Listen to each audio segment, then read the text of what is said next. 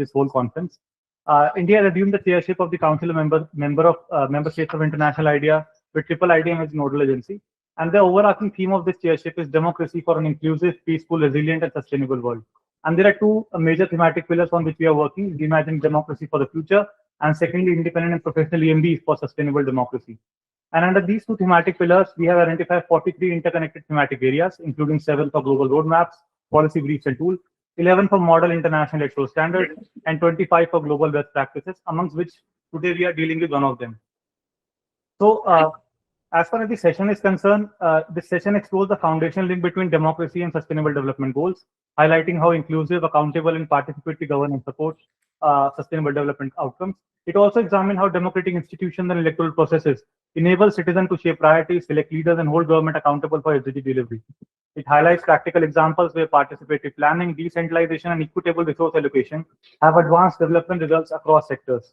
It also further underscores the role of civil society, media, transparency mechanism in ensuring accountability, reducing inequalities, and sustaining momentum towards the 2030 agenda. For today's session, we have moderator Mr. S. Lokalingam sir. He's a CEO from Maharashtra, and he's a 1996 batch IAS officer and has built an impactful career in public administration with a strong focus on governance reforms and modernizing land records. He's a former advocate at the Madras High Court and has served in key roles including Collector, Additional Commissioner of Sales Tax, Inspector General of Registration, Commissioner of Education, and Divisional Commissioner of Pune.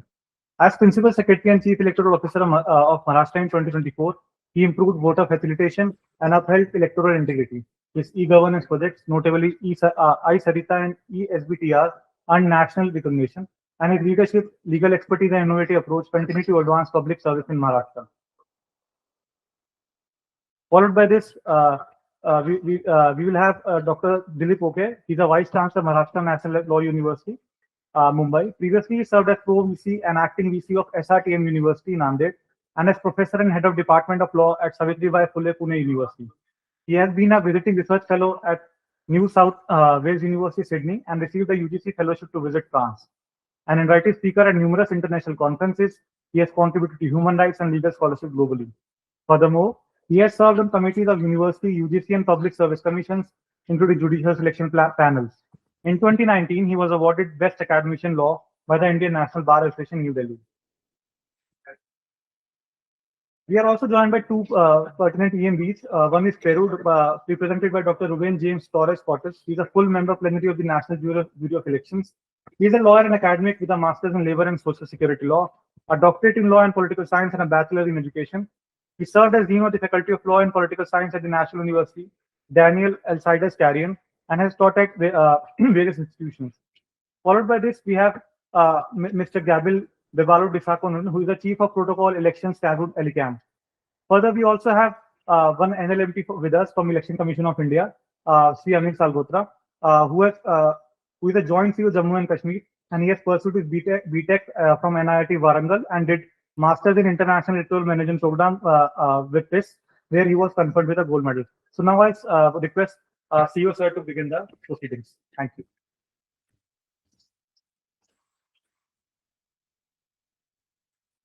Thanks, Pulkit. Respected speakers and the audience, we will have approximately 10 minutes of time for each speaker, and question will be asked towards the end after everyone's presentation is over. Around 15 to 20 minutes of question and answer session will be there. So please reserve your question towards the end. I'll start with Maharashtra's presentation. The list is already mentioned by Pulkit. I will not repeat that. Basically, the objective is to identify best practices to accelerate SDGs. This is overall how we are going to look into. Why should we accelerate? What are the benefits? What are the components of democracy which needs to be improved? For an EMB or for a democratic institution, what are the basic characteristics which should be looked into?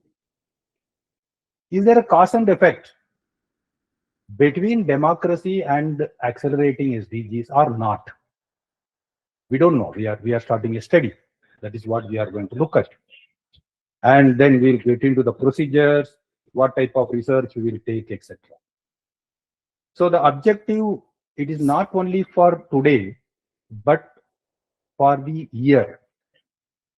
We are starting with today, but before December, we have to come out with an idea about how to accelerate SDGs using democracy.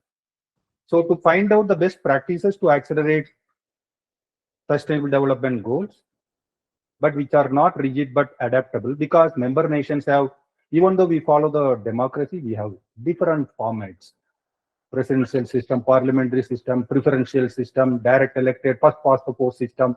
There are so many things. So we cannot have anything rigid. So we have to look into the adaptability so that we can put everyone's some idea to improve. So why should we accelerate? Basically for inclusive and equitable growth and legitimacy and trust, which is a very big question mark throughout the world. We have seen few countries, democratic countries, going down because of lack of trust. We have seen around us what is happening.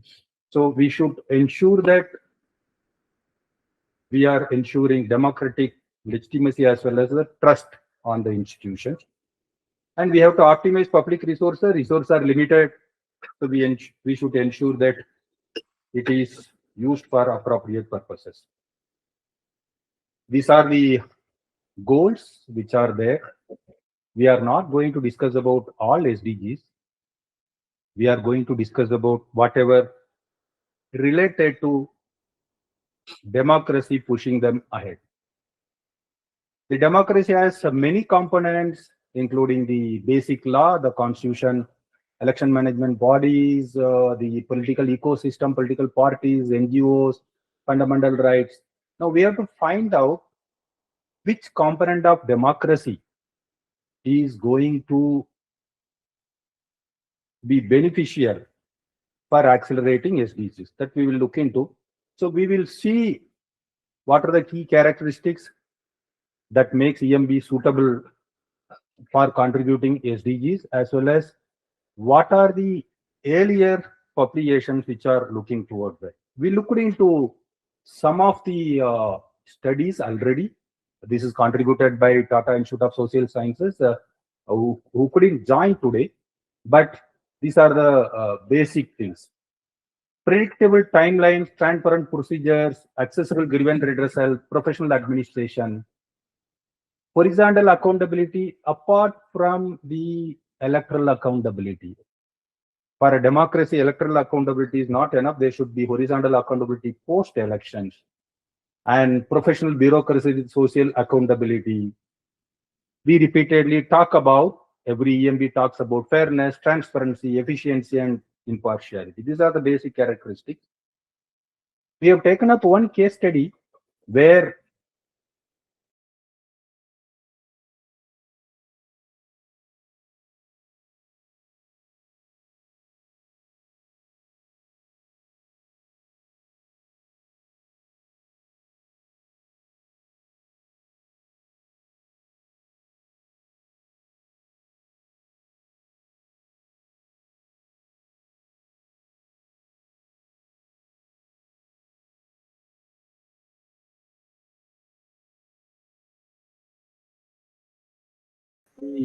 more.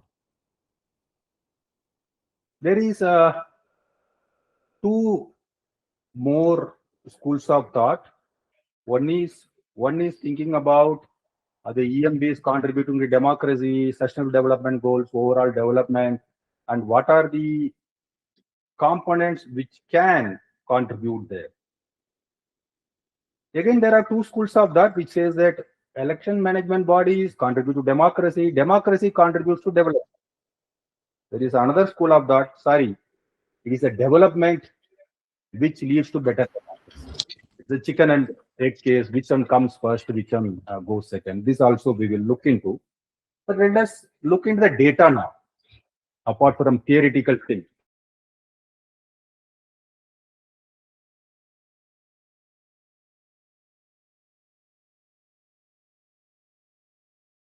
Sustainable development goals, are they matching or not?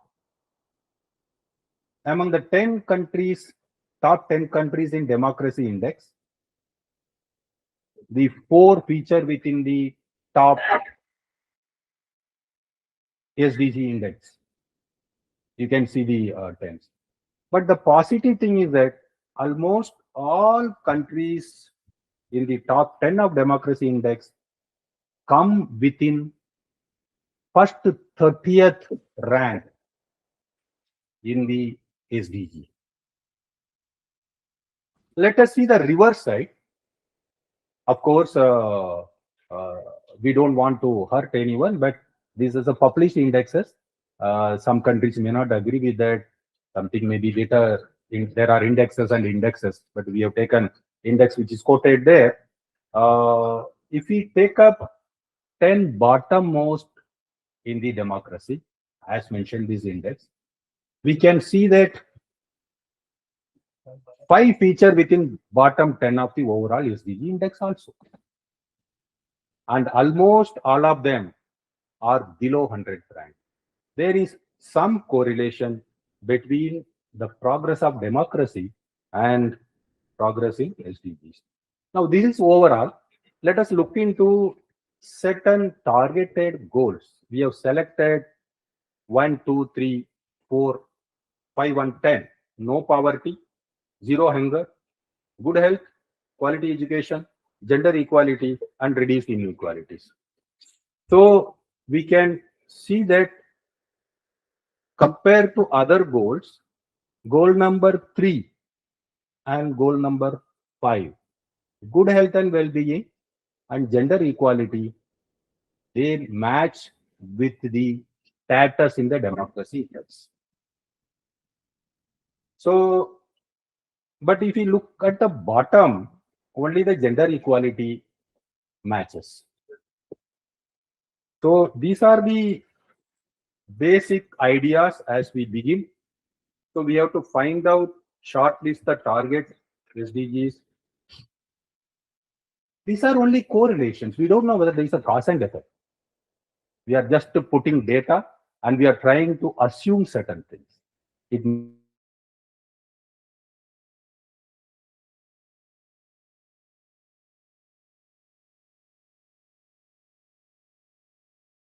do both primary and secondary research so that we can come to a conclusion towards the year end whether there is a connection and which part of democracy impacts which goal of SDGs. This is what we are looking forward. We request all the countries, all the experts to contribute. Thank you.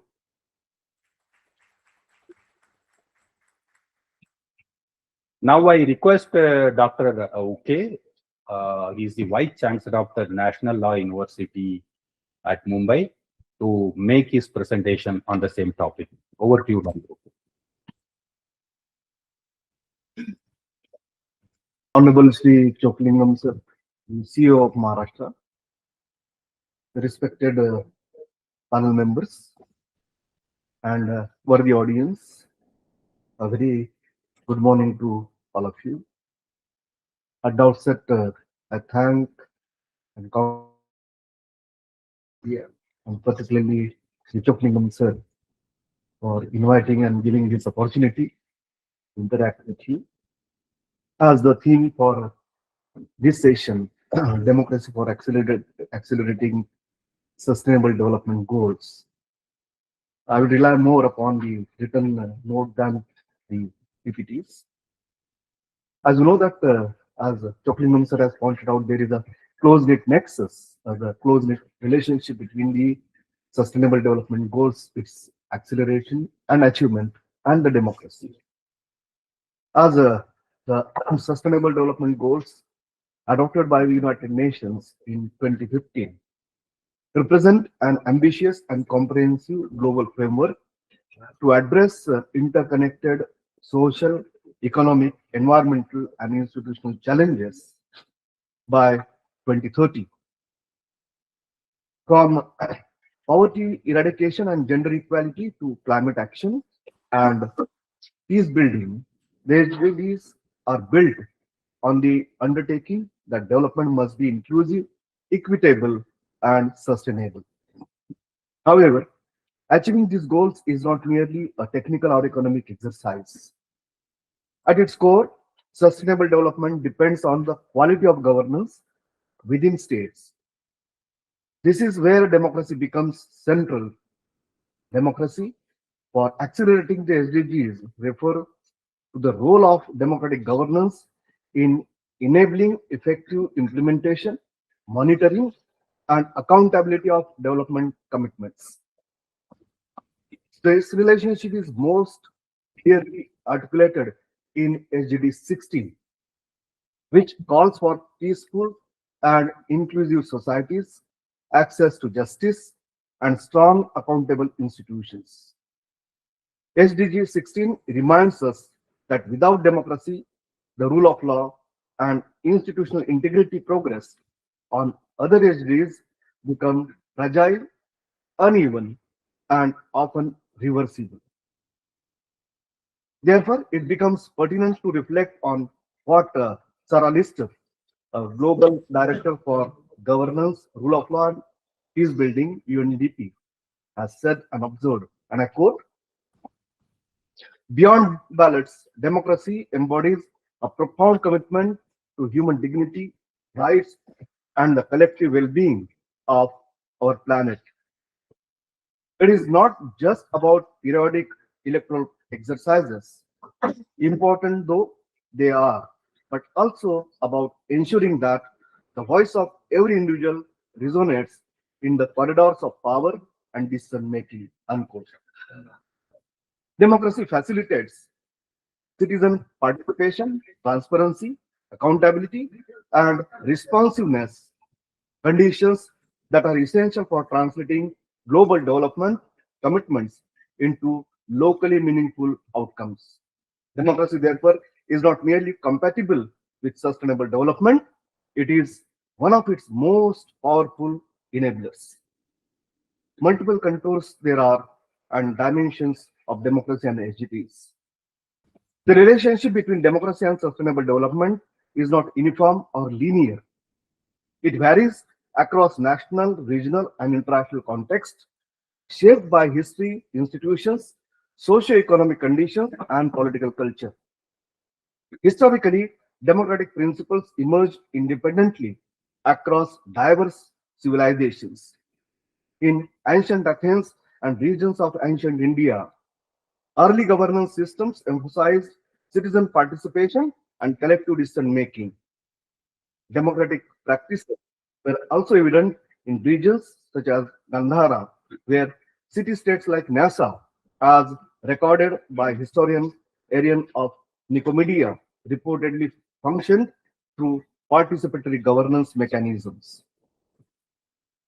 These historical examples demonstrate an important point, that is, democracy is not a Western construct alone, but a globally rooted political idea that has evolved organically in different societies. In the contemporary world, democracy is widely recognized as a universal benchmark for human rights protection and governance quality. Internationally, it is associated with inclusive policymaking, protection of civil liberties, and equitable resource distribution. Nationally, democratic systems range from consolidated democracies to electoral democracies and hybrid regimes, each interacting with SDGs in different ways. In some contexts, democratic institutions strengthen SDGs outcomes through decentralization, public consultation, and judicial oversight.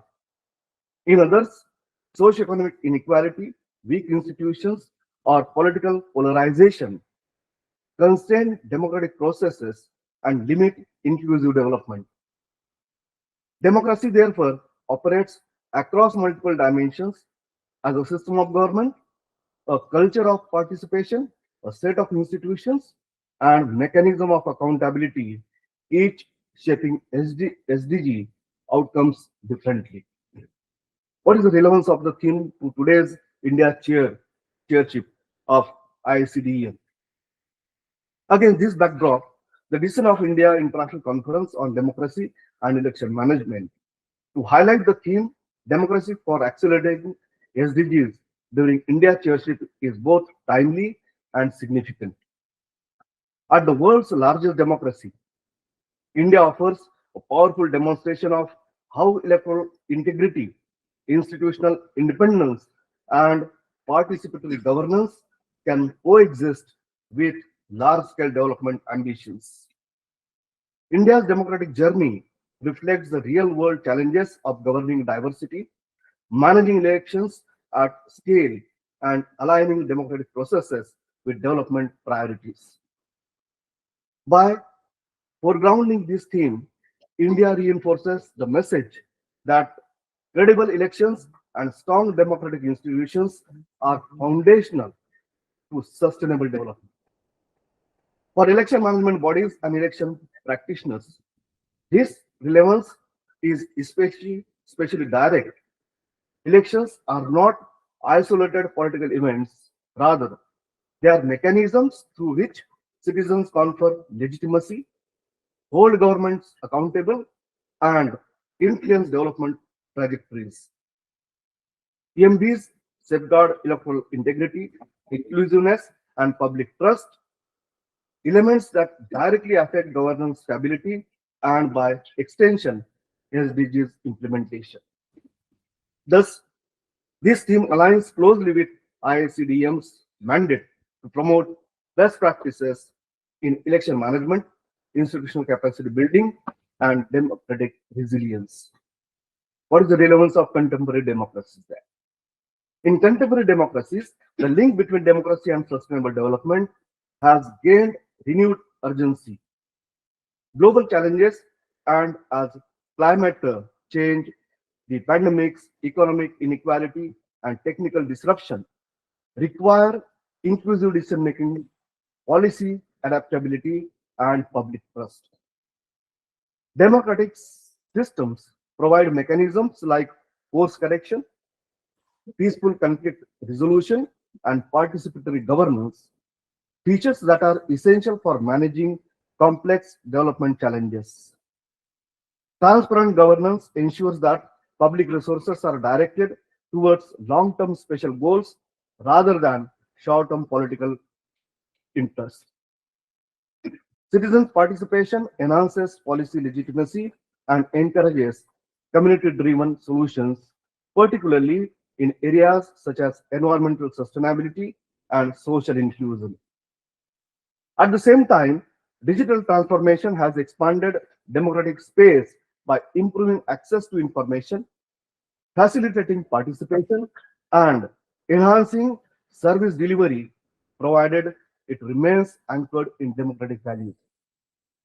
But yes, at the same time, there are problems as well as gaps and challenges. What are these? Despite its promise, the democracy SDG relationship faces serious challenges. Democratic backsliding, rising authoritarianism, and declining public trust threaten the institutional foundation of sustainable development. Weak accountability mechanisms enable corruption, policy tenure, policy capture, and exclusion of marginalized groups. Socioeconomic inequalities further compounds these challenges. Rising inequality often reduces democratic participation as disadvantaged groups face structural barriers to engagements. This directly undermines the SDG's commitment to leave no one behind. Democratic processes themselves face new risks from misinformation and political polarization to misuse of technology and declining voters' confidence. These challenges make clear why strengthening democracy is not just a political necessity but a developmental imperative. The stakeholders, how they affect. The democracy SDG nexus affects a wide range of stakeholders. Election management bodies play a central role in ensuring free, fair, and inclusive elections. Political parties influence democratic norms and governance quality. Voters and citizens confer legitimacy through participation. Media and digital platforms shape public discourse and electoral integrity. Regulators and judicial institutions uphold the rule of law, while civil society organizations advocate for inclusion and right-based development. Each of these across shapes how democracy functions and how HD commitments are realized. What is the global trends and implication of EMBs? Globally, democracy is under stress.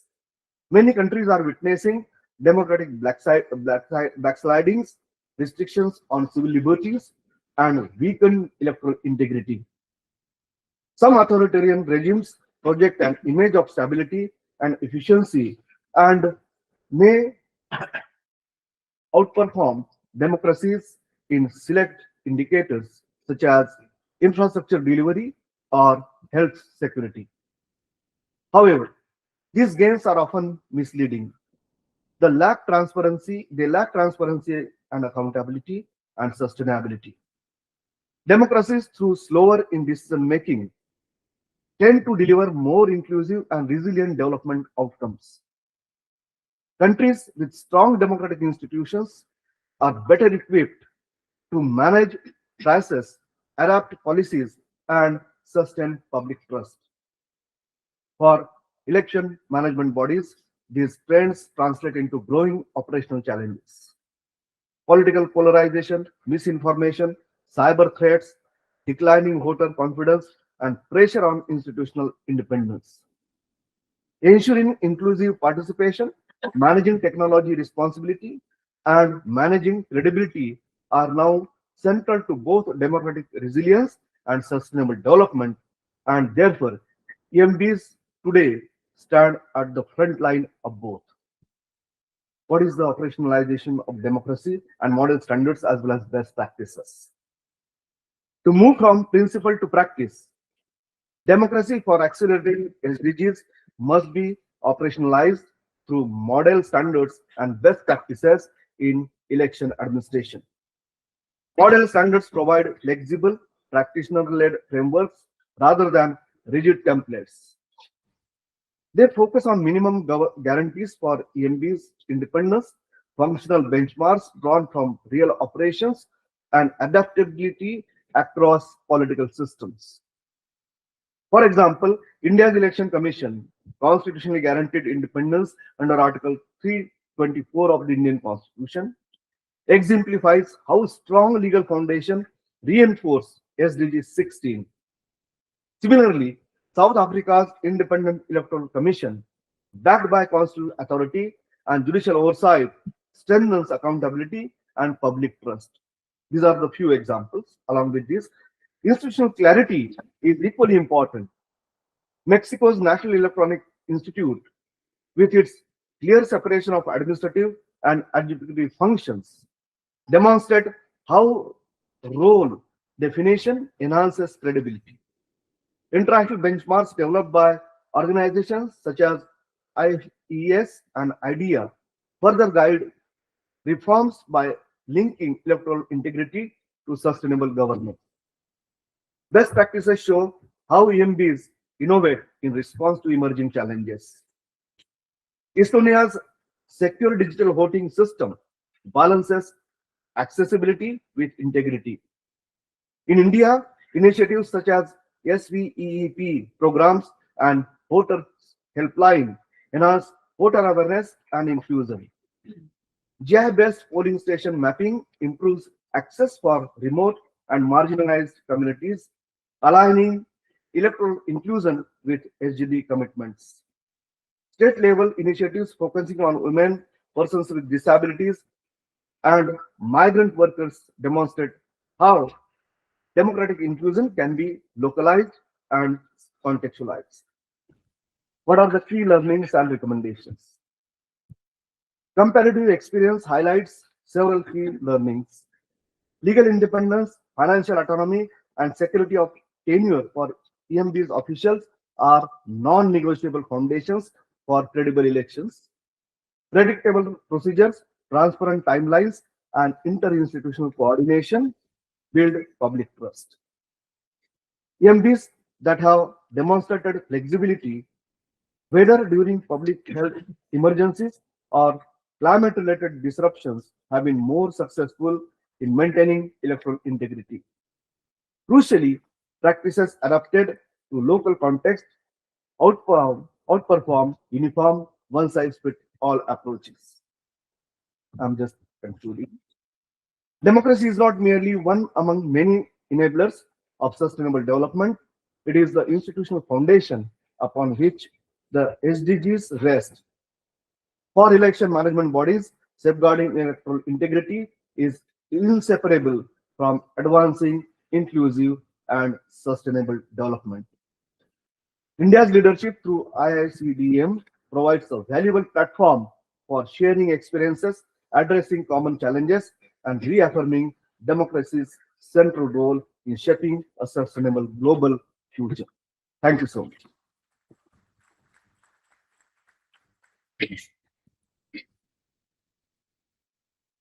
Thank you, Dr. Uke, for explaining how democracy is a powerful enabler for development, as well as democracy is not a particular sectoral concept, but it is evolved globally and locally. Now I invite Mr. Ruben from Peru to make his presentation. Over to you, sir.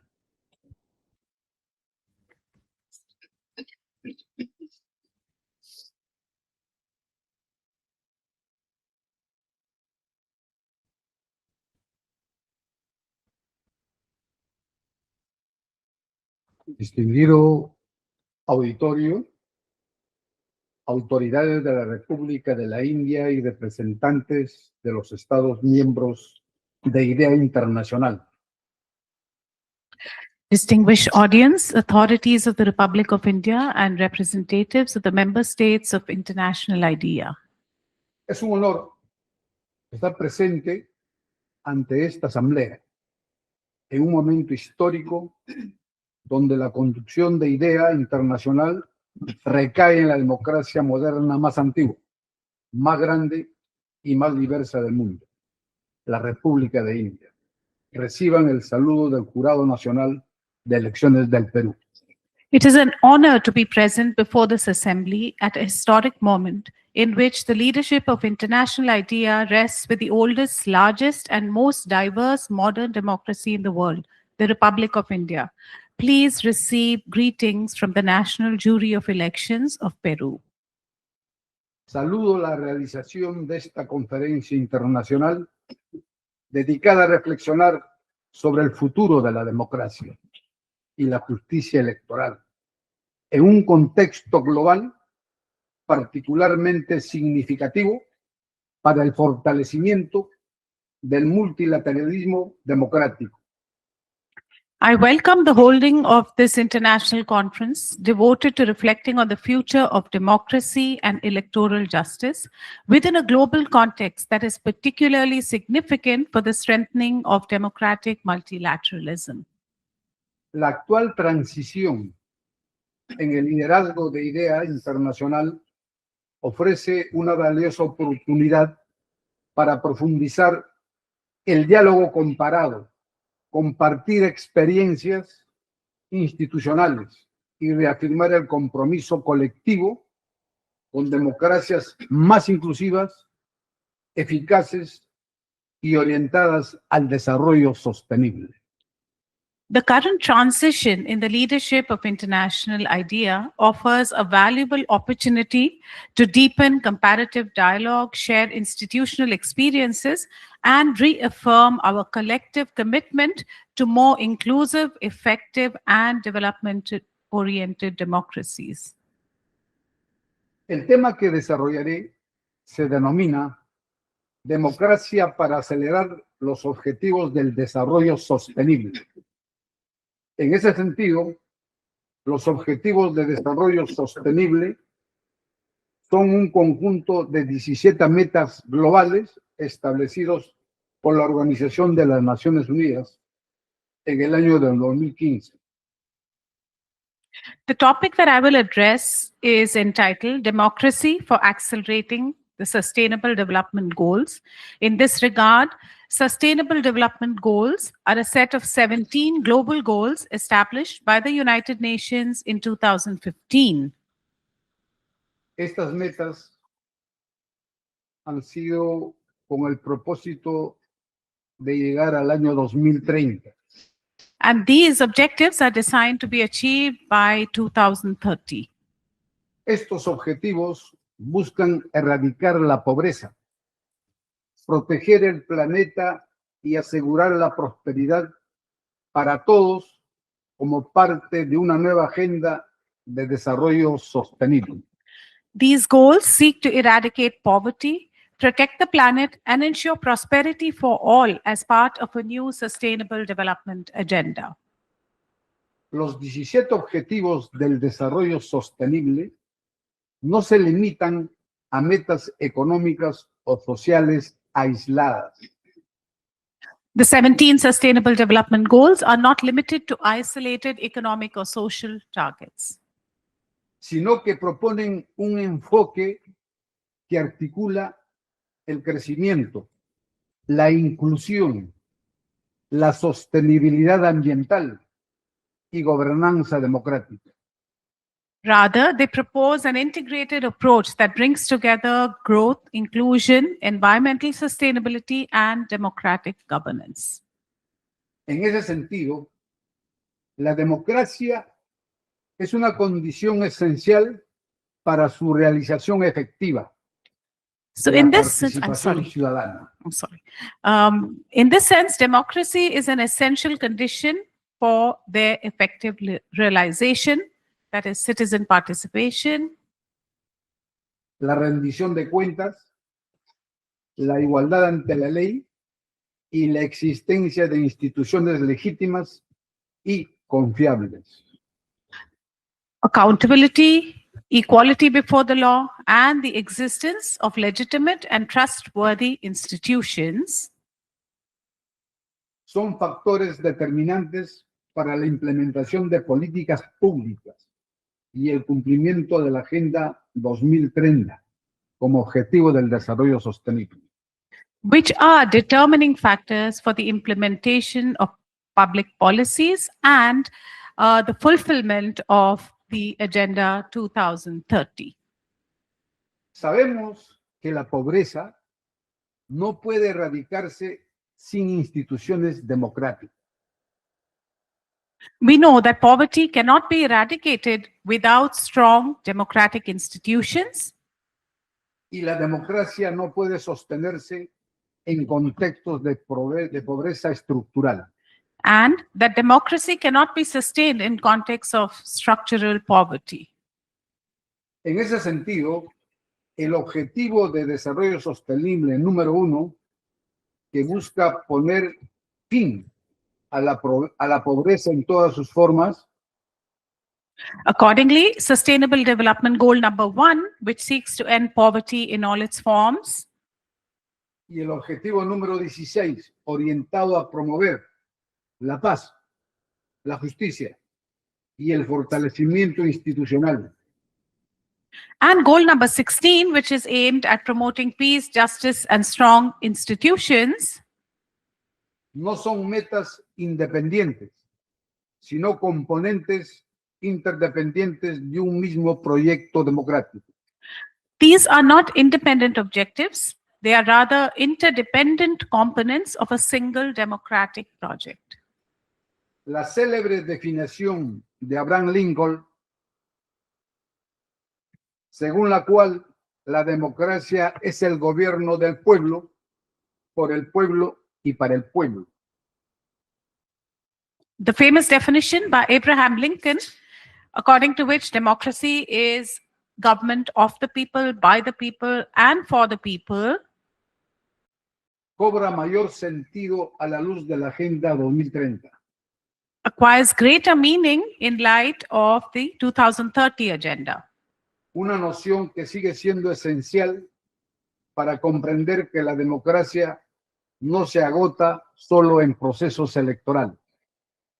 This notion remains essential to understanding that democracy is not exhausted by electoral processes alone, sino que exige resultados concretos en términos de inclusión, justicia social y desarrollo. but rather it requires concrete results in terms of inclusion, social justice, and development. La democracia entendida como el gobierno del pueblo, para el pueblo y por el pueblo, soberano, Democracy, understood as government of the people, for the people, and by the sovereign people, no solo implica la participación en las decisiones políticas, not, también es sinónimo de felicidad. not only entails participation in political decision making, it is also synonymous with happiness, acompañada de bienestar social, accompanied by social well-being, permitiendo que las personas tengan acceso a derechos, allowing individuals to access rights, oportunidades y recursos que mejoran su calidad de vida, opportunities and resources that improve their quality of life, promoviendo un entorno en el que todos puedan desarrollarse plenamente. while promoting an environment in which everyone can fully develop. La potential. satisfacción con la democracia está relacionada también con la eficacia percibida del sistema democrático. Satisfaction with democracy is also related to the perceived effectiveness of the democratic system para resolver problemas económicos. Es decir, la ciudadanía juzga a la democracia por sus resultados económicos.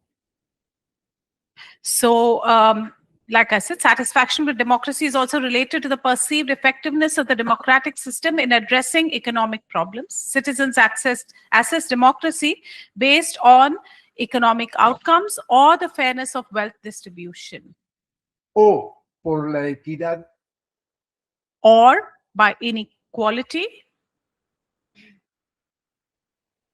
en la distribución de la riqueza.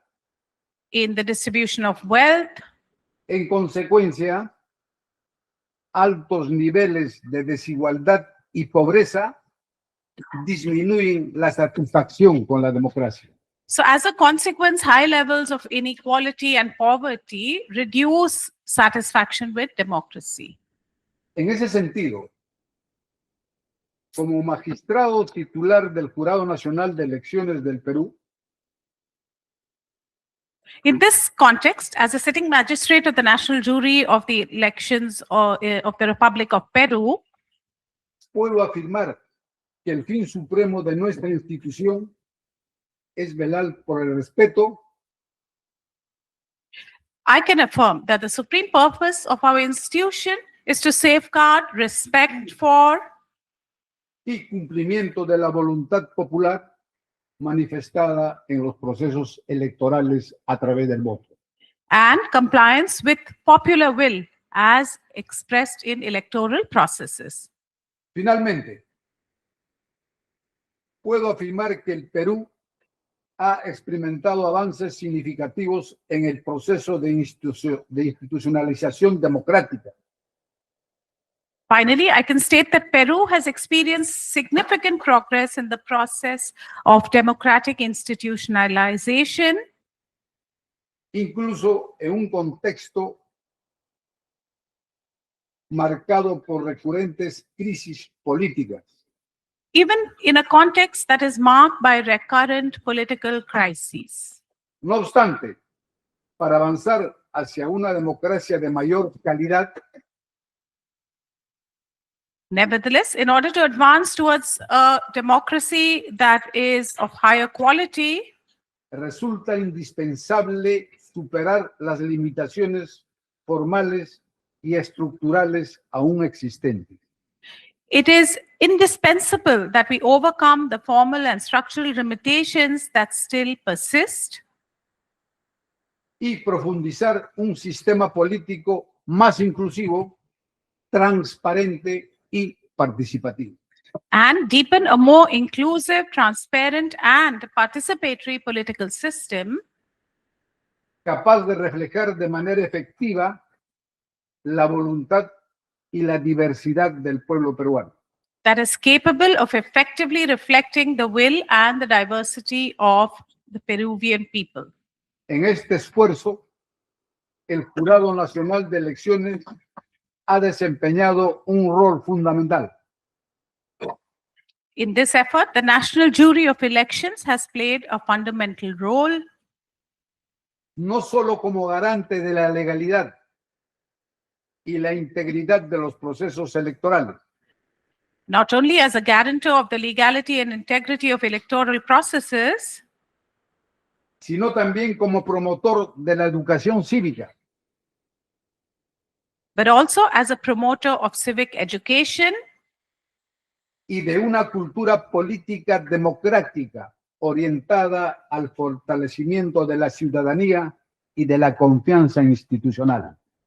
and a democratic political culture that is aimed at strengthening citizenship and institutional trust, Contribuyendo de manera directa al cumplimiento de los objetivos de desarrollo sostenible.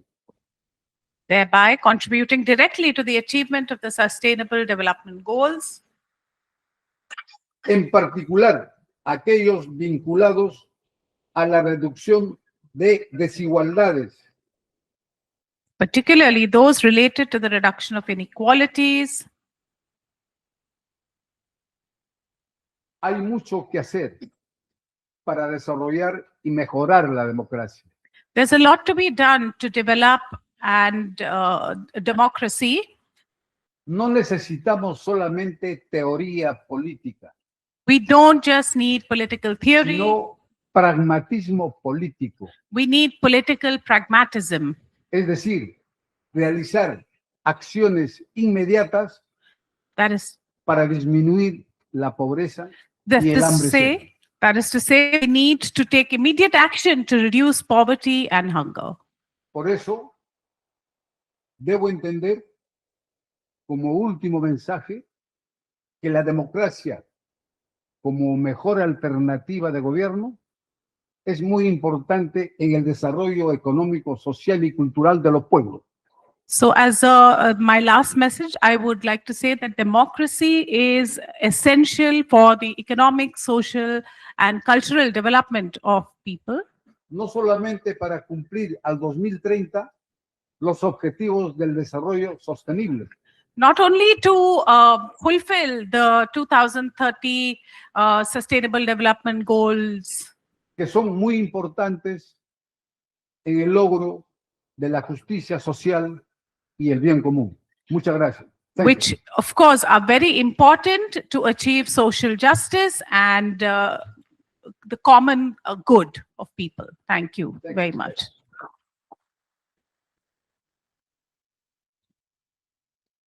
Thanks, Mr. Ruben, for that extensive coverage of the topic, mentioning how concurrently India is a oldest and modern democracy, and how democracy is essential for development, especially poverty reduction, poverty eradication, and beyond SDGs, it is also democracy is enabling development of individuals. And he concluded by saying that there are miles to go before we sleep, and there is a long way, long work to be done. Thank you, Mr. Ruben. Now I request Mr. Geban to come and give his presentation. Over to you, Mr. Geban.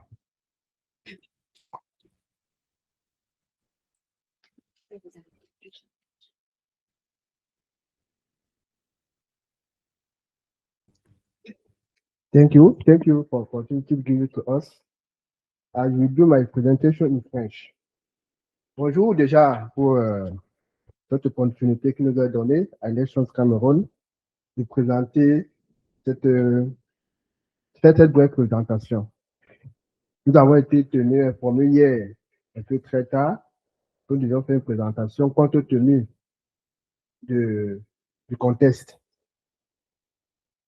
Okay, So I will be speaking in French. Good morning, everybody. I represent Cameroon, and I will be presenting today's topic. Le thème que nous a donné de présenter ce soir est un thème assez vaste, assez prestigieux. Et compte tenu du temps que nous a imparti, nous allons faire juste une brève présentation. So democracy to accelerate SDGs is a theme that is very vast and complex. It could be the subject of a book or even of a thesis.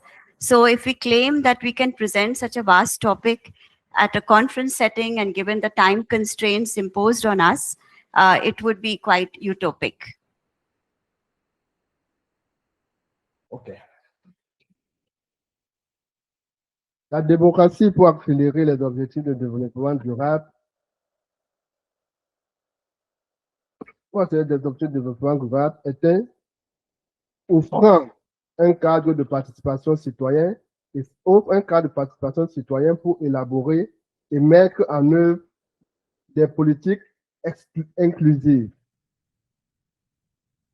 Democracies accelerate SDGs by offering a framework for citizens, partnership, and this is essential for developing and implementing inclusive policies that leave no one behind. Mettre en œuvre des politiques inclusives qui ne laissent personne de côté, notamment via la démocratie participative.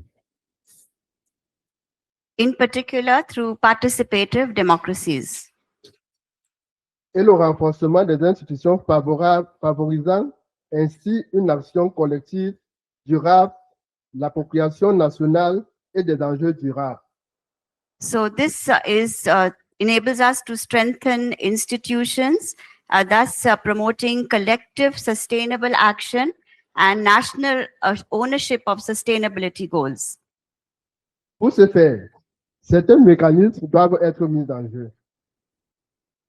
And for this, some mechanisms need to be put in place. Les mécanismes par lesquels la démocratie soutient les objectifs de développement durable. Mechanisms through which democracy can support SDGs. Notamment la participation en incluant. In particular, through inclusive participation. La démocratie permet ainsi l'expression de tous les citoyens, y compris les plus vulnérables. Democracy thus enables all citizens to express themselves, including the most vulnerable.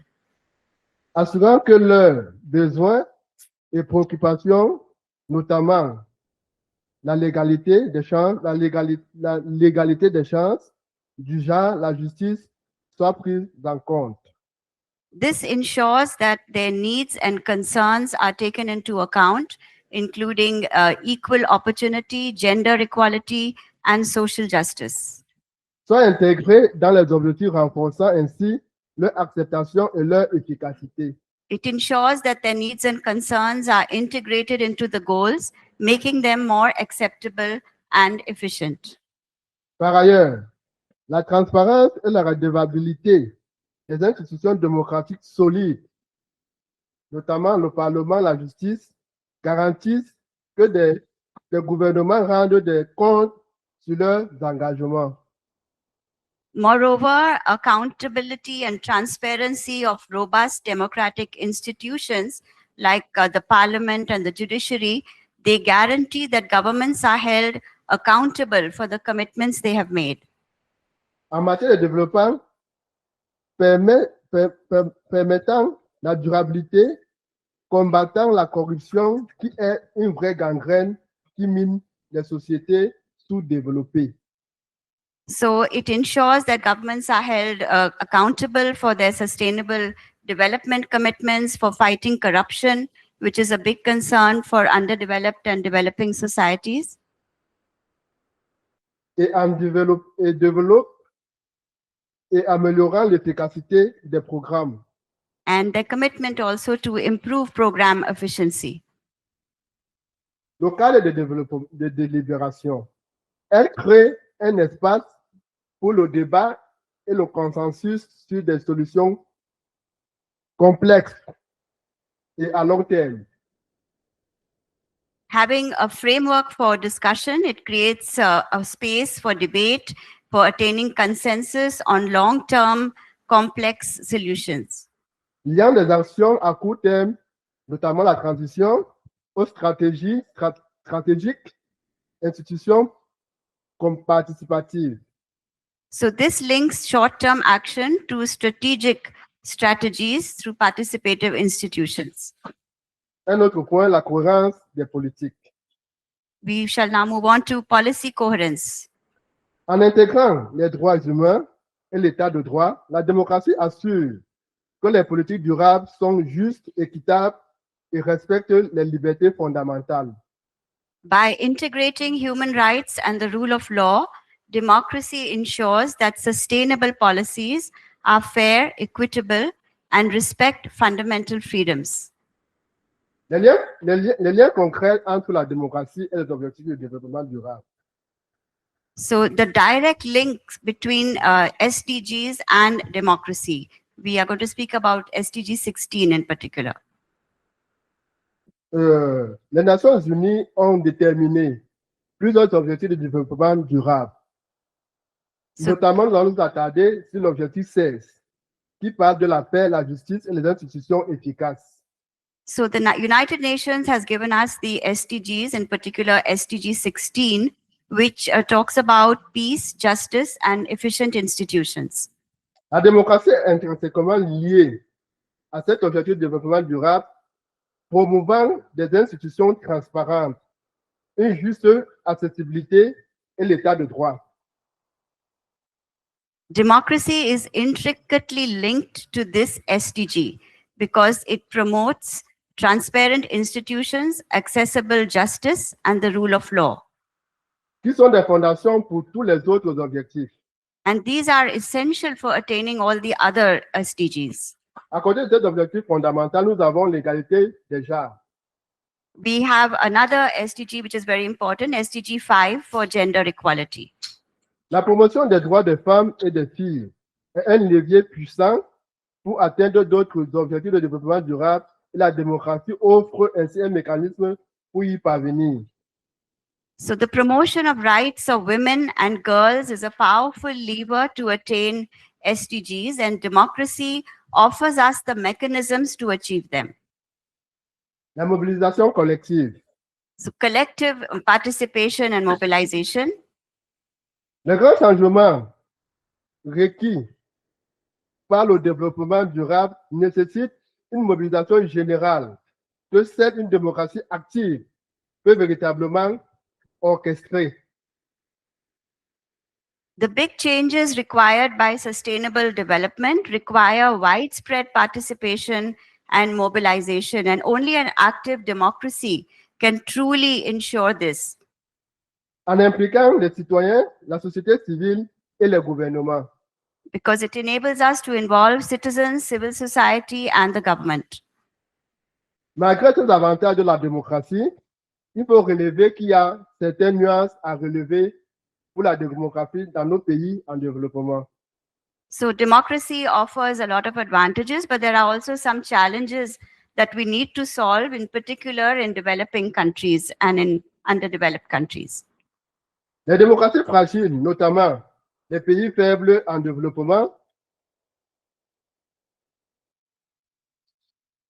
The weak and fragile democracies, in particularly in less developed countries, peuvent peiner à stabiliser la croissance et les institutions. this can have an effect or negative impact on stabilizing growth and developing institutions. Soulignant l'importance du développement économique pendant la démocratisation. And therefore, this underlines the importance of economic development during democratization. Le défi est de passer d'une démocratie représentative classique à des modèles participatifs. The challenge is to have a representative traditional democracy which is open and participative. Plus ouverte, intégrant mieux les citoyens dans les décisions et les actions comme les suggestions de l'OCDE et de l'UFDD. So this is a democracy model that better integrates citizens in the decisions and actions, as has been suggested by the OECD and IIIDEM. Mais ce que nous voyons le plus souvent dans nos pays en voie de développement, What we generally see in our developing countries, depuis l'implémentation de la démocratie, so we have implementation of democracy. nos pays peinent à retrouver le même niveau que les pays occidentaux. So though we are making some progress, our countries are far behind the developed countries.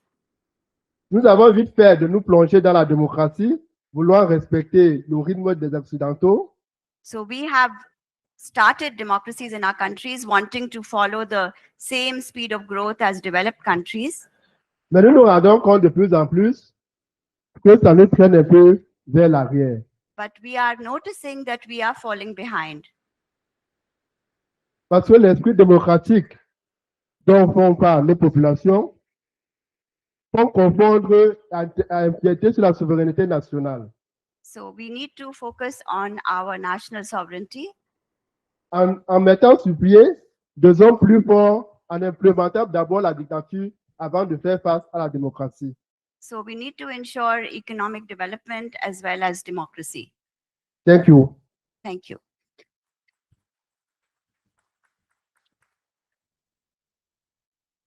Thank you, Mr. Gaban, for the wonderful coverage of the topic, how the democracy, by providing a framework for citizen participation, provides a mechanism to support accelerating SDGs.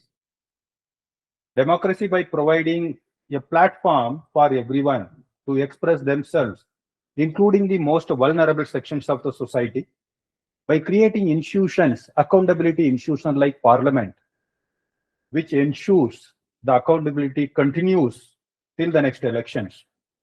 And with a focus on gender equality, how the democracy helps gender equality.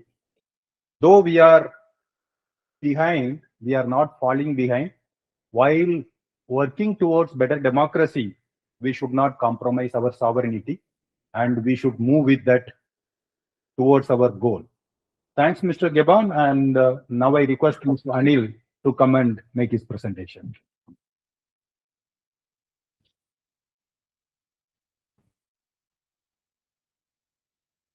Thank you, sir. Good morning, everyone. Just building the background of the topic, it's a relationship between democracy and sustainable development.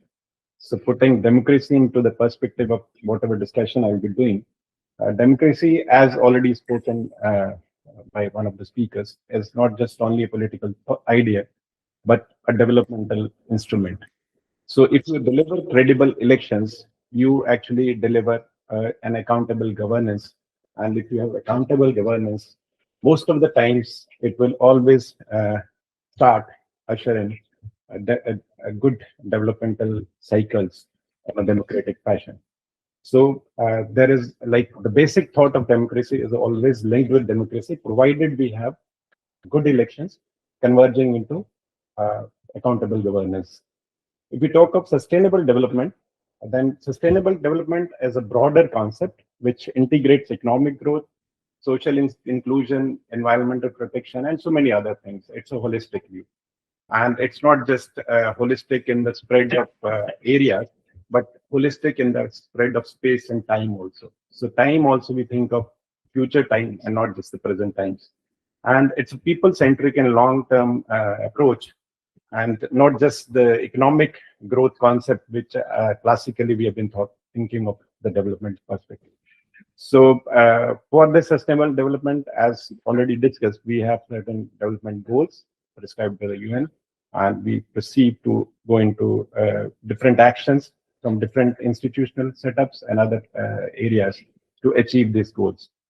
There are different perspectives in which these two concepts can be related, but I'll go a bit negative, and next 5 to 10 minutes, I'll be just trying to find out, establish what is the mismatch between these two things.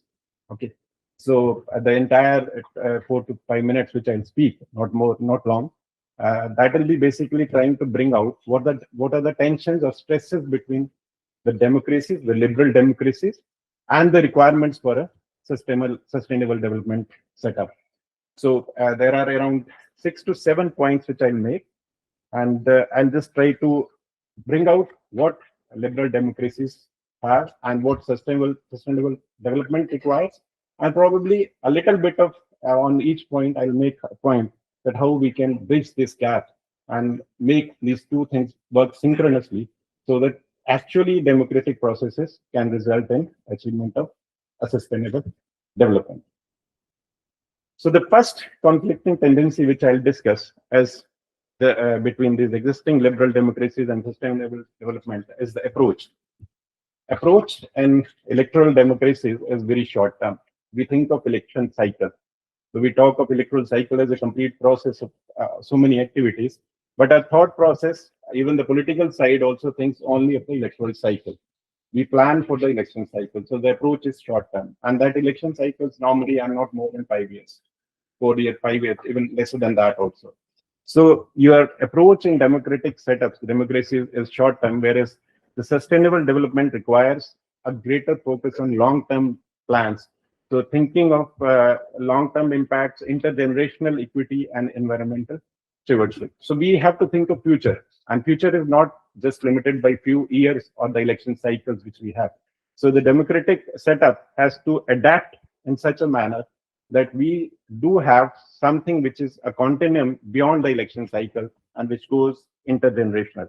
So there are concepts to bridge this difference, and one of the concept is probably the institutions of future generation. Okay, this is a big topic. I'm just touching things like which can be later on developed on or later on considered for using whatever the concept paper sir is supposed to form. So we can have alternative models of political representation for future generations, like having some future representatives. So you cannot practically think of bringing future generation today and making them sit in the legislation, but you can have representatives who will deal only with the requirements for the future generation, like, and that electoral college can be defined who will elect those people. That can be like most of our concerns are environmental, so we can have environmentalists across the polity electing some people whose purpose in the legislation is only to take care of what has to be done with the sustainable development part within the democracy. So similarly, we can, like now, most of the times we fail in democratic setup in doing certain things which are not popular, which are future oriented, but we are not able to do them because they're not popular and they'll not be meeting the requirement of majority in a democracy. So we should have some minority rules also. Okay. So like you allow certain areas in which a majority can rule. Okay. They can delay the legislation even if their numbers are less, because the area is of concern and you cannot just pass it based on the majority. So certain structural changes or horizontal thought, not just vertically developing on whatever democratic thought is at present. We have to think horizontally and innovate in such certain manners so that we can think of future within the democratic setup. Another tendency, difference between these two concepts is the dominant ethos of individual freedom. When we talk of democracy, we always talk of my vote, my pride. So we take pride in individual's freedom. So I want to exercise my right to form my government. Whereas sustainable development is not limited by individual thought. It is actually a collaborative ethos. So we have to take certain steps where certain rights and constitutional settlements can be made, and which constraints on individual choices can be made on areas of concern for the sustainable development. Future requirements can be constrained by individual choices. So new ethics of stewardship of nature or democracy itself, or an enhanced view of the common good, which incorporates ecological integrity, are to be thought of so that this gap also can be from individual, we can think of a totality, cross individual we can go and think of in a collaborative manner. Then third tendency is the competing ideas. In democracies, there is no single thought. Okay, multiple political parties, and we say the beauty of democracy is pluralism. So when we say the better the democracy, higher is the pluralism. So that is something which again contradicts with the requirement for sustainable development. So there you can be otherwise thinking on certain other issues in a different manner, but certain aspects like keeping safe certain things for the future, you must have a shared goal, coordinate with each other, and leave aside your pluralistic concepts. So you must have some enforcements through legislations. Constitutions can incorporate different aspects of sustainable development goals or intergenerational equity. And one of the examples which I have quoted here is that Ecuador has codified the rights of nature within the constitution. Like you have human rights, you have your fundamental rights and all in your constitutions. So they have incorporated the rights of nature. So you cannot supersede them just because of your individual greed or requirement of other things. So another tendency is limited citizen participation when we talk of democratic setup. We are just concerned about, in democracy, the participation is there. Both of them share participatory nature. Sustainable development goals also require participative nature, and democracy is also a participative concept. But the difference is that in democracies, you think of only participation vis-a-vis elections. Okay, so our purpose is to make a government, to put people into the legislation. Now, that is not something which is required from sustainable development point of view. So you need extensive citizen partnership, not just for making government. Okay, elections is not the just thing. If we confine the democracies, the democratic thought only to elections, it probably does not serve the purpose of sustainable development. So you have to have broader thought process, and public involvement has to be have to go beyond the electoral cycles, beyond the beyond the elections. So widespread discussions, participatory deliberations, etc., are a way in which this difference can be overcome. Another difference is that when we talk of democracies, we talk of democracies only within polities, within defined polities. My country, okay, the democracy in India, democracy in X country, democracy in Y country. So that's limited by political boundaries. Whereas sustainable development is something which you cannot limit by political boundaries. A river will flow through 10 countries. So having something good in one democracy will not serve the purpose of saving that river.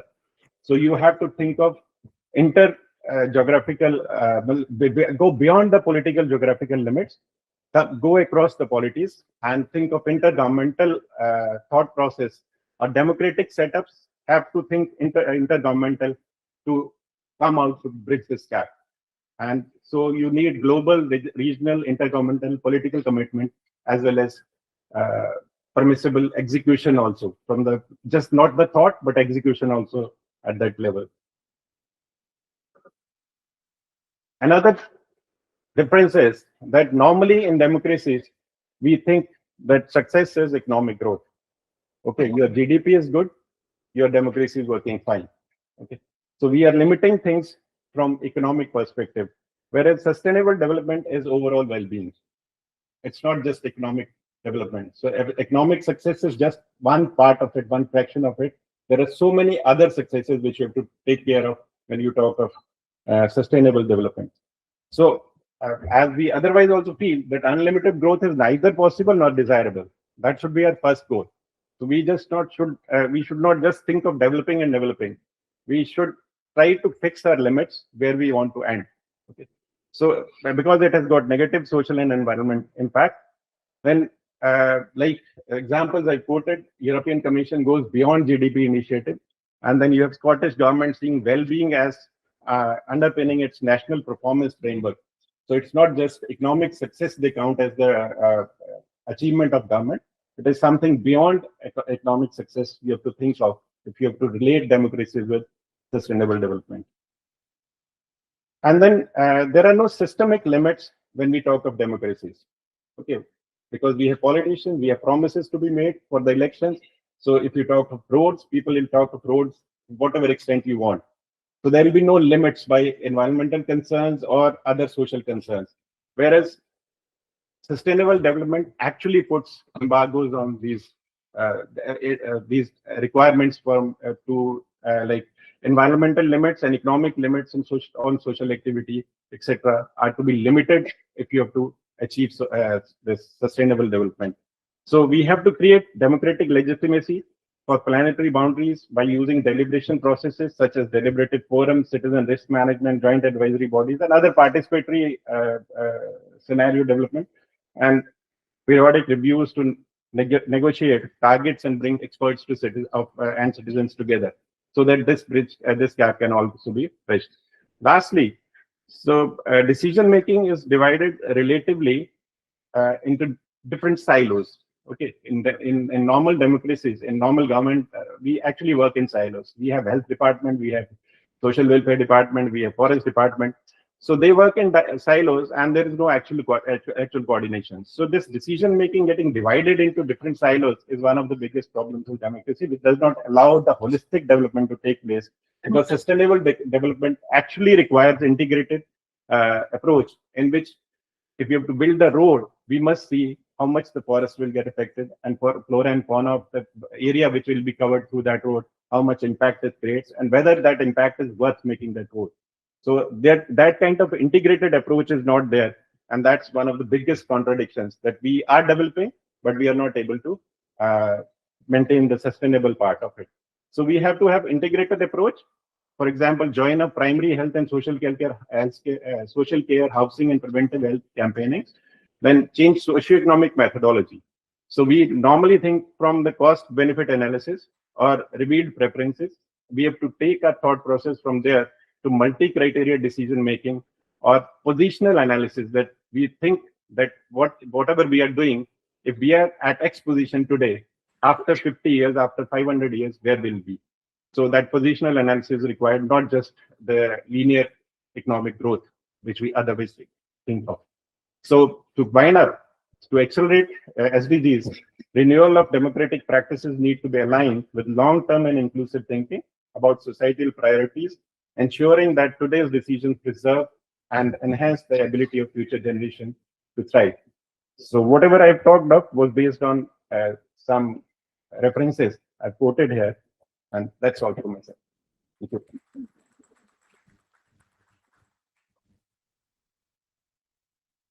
Thanks, Mr. Anil, for putting across a fresh viewpoint which goes back to the definition of sustainable development, the ability of the current generation to develop without compromising the ability of the future generations to develop themselves.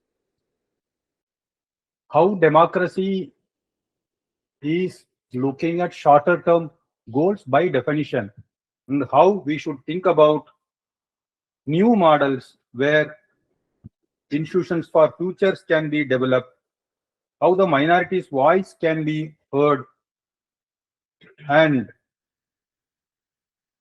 from individual freedom to stewardship, bringing to our mind the concept of trusteeship of Gandhiji, that people should not feel that it is their wealth, but they are holding the wealth as a trustee for the public. Democracy basically involves people who vote. Unfortunately, things which affect the people, including the nature, doesn't have a vote. So how Ecuador has included nature's right in the constitution is something which is worth emulating.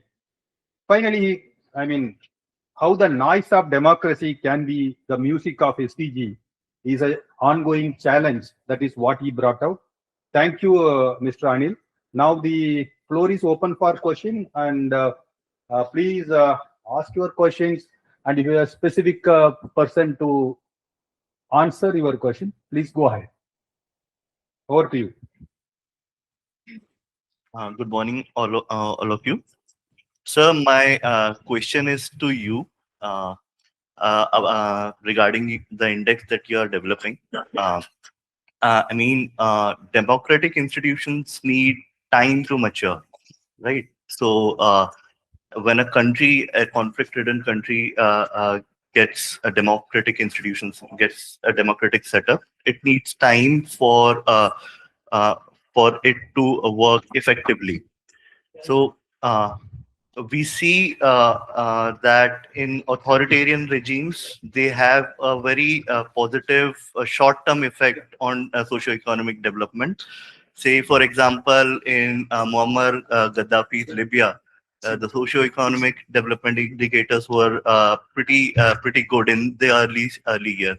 Even in your country, sir, in Peru, in Fujimori's regime, the socio-economic indicators in the early years were quite positive, but they tend to backslide with time. Democratic institutions probably take a lot of time to mature. And so my question is, have you taken the duration in which a democracy, the democratic setup is in a country? In your index, have you considered duration or, the time duration in which democracy is there in a country? Thanks for that nice question. This also mentioned by Mr. Gibbon that we are trying to answer a big question in a conference. We are not trying to do that. As I told you in the beginning, we are beginning our search. So the first point is to looking into the indexes, just 2 indexes. It is only 2 days of research, nothing more than that. Whether something is matching or not, in which we found that something is matching and something is not matching. And if you are speaking about democracy accelerating, obviously there is a counterpart called non-democracies or authoritarians. We have not looked into that. We are yet to look into that. Your questions are very pertinent. In fact, the answer to this may partially come by December. So we are starting our search. Your questions are taken note of, and we'll come out with some findings. As you know, in social sciences, there are no conclusion. There is nothing. H plus O2 leads to H2O. We always come to tentative results. By the end of year, we will be coming to tentative results. So let's look forward to that day. Thank you.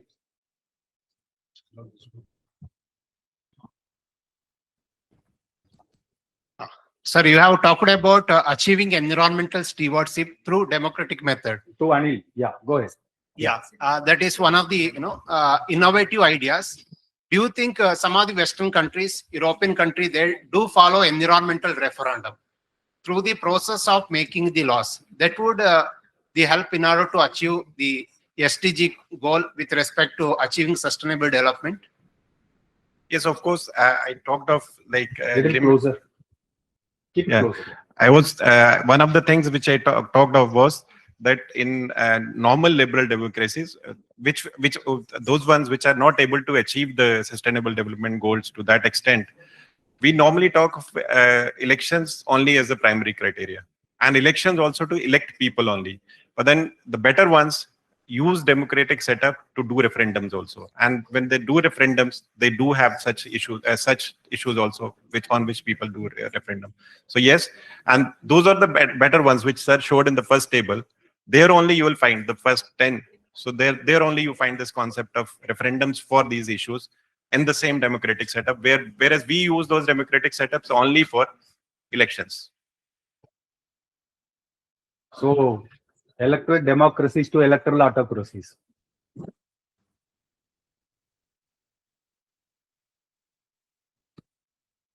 Thank you, sir, for this nice presentation of the team. I am Shatrugna, sir, from Odisha, as you know. This is a very pertinent topic in the futuristic term that we are going beyond democracies. We are going from democracy to democracy. In the list of democracies, many times India is referred as a slider, or having backsliding of democracy, or a sick type of democracy. Even though we conduct global gold standard elections. So my question to team is that when we are having democracy to such a volume, how we can make it sustainable in comparison to the smaller and the democracies having a small volume of voters and others. So that should be actually analyzed. Now we are having 1 billion, nearly 1 billion voters, and how we can stabilize it in the expected standards. If we say that's New Zealand and other countries which we rate as better democracies. So what can be the learning from them so that we can make our democracy in the country more sustainable? Thank you, sir. Anyone from the team would like to answer this? Dr. Uke? Thank you for the question. No, when we talk about the sustainability of democracy, it is not only the quantity of time. To that answer also, it comes. To that question also, this answer comes. It is the quality of time, based upon the culture, practices, sociability, friendship, well-being, peace. So that consists one. Secondly, in case of India, if you look at the judiciary, I did mention during my presentation, judiciary also plays a very vital role into it. See, if you look around India, the South Asian countries, one side, one nation, other side, other nations, all of them, we are born together, nations are born together. But how long democracy survived there properly, legally, constitutionally, and how long it is being survived in India? Of course, there were onslaughts like, say, during national emergency in 1975. One constitutional amendment was brought, 39 constitutional amendment was brought, which has exempted the Prime Minister's office from the judicial review, the election from judicial review. Judiciary was barred, rather. It was the constitutional amendment which was brought, 39 constitutional amendment. However, when it went to the matter reached to the Supreme Court declared this act unconstitutional. Thereby, sustainability is to be looked at from this particular point of view as well, that wherein the judiciary also plays a very vital role into, and particularly in case of India. We look at Pakistan, we look at Sri Lanka, we look at Myanmar, we look at Bangladesh now. So in compared to our neighboring countries, other neighboring countries, India has a very robust, rigorous, and independent judiciary, which has contributed and contributing in the sustainability of the democracy in India. That is my own personal. I think we need not worry about the indexes. We should work, every country should think about their condition and how to improve themselves. We need not rank ourselves to someone's index.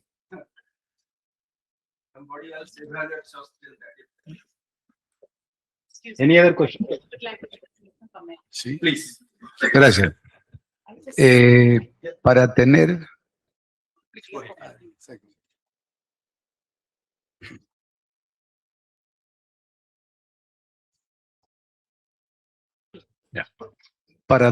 una sostenibilidad democrática en el tiempo, considero que es necesario y urgente por lo menos cumplir algunos puntos de las metas del objetivo del desarrollo sostenible proclamado en la Organización de las Naciones Unidas. Sí. Yeah, explica. So in order to ensure that democracies are sustainable over time, it is very important to fulfill some of the objectives listed out, the sustainable development goals that have been listed out by the the United Nations. Pardon. En la India como en el Perú y otros países de Sudamérica, siempre ha existido este conflicto para qué existe realmente una democracia. So in India and in Peru, there's always been this conflict over why do we really have democracies? Why do democracies really exist? El tema de fondo es reducir la pobreza. So the bottom line is to reduce poverty. Y lograr el hambre cero. Lograr el hambre cero. Yeah, and also to end hunger. Si no se logra esto y otros importantes, la desconfianza del pueblo en la democracia es muy frecuente, como sucede en el Perú.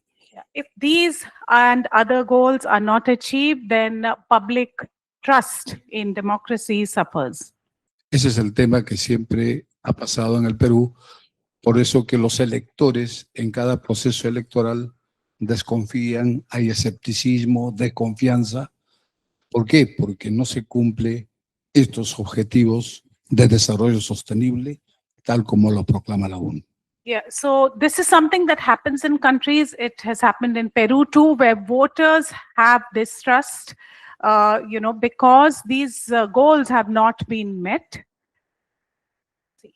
Por lo tanto, es necesario cumplir para que la democracia sea estable, cumplir mínimamente las metas que se han acordado en la ONU el año 2005 respecto de sus metas, ¿no? Principalmente en reducir la pobreza, lograr el hambre cero para disminuir la desigualdad social y económica. Gracias. Yeah, so it is very important to fulfill these objectives listed out, especially the ones mentioned in 2005, which include the reduction of poverty, of hunger, and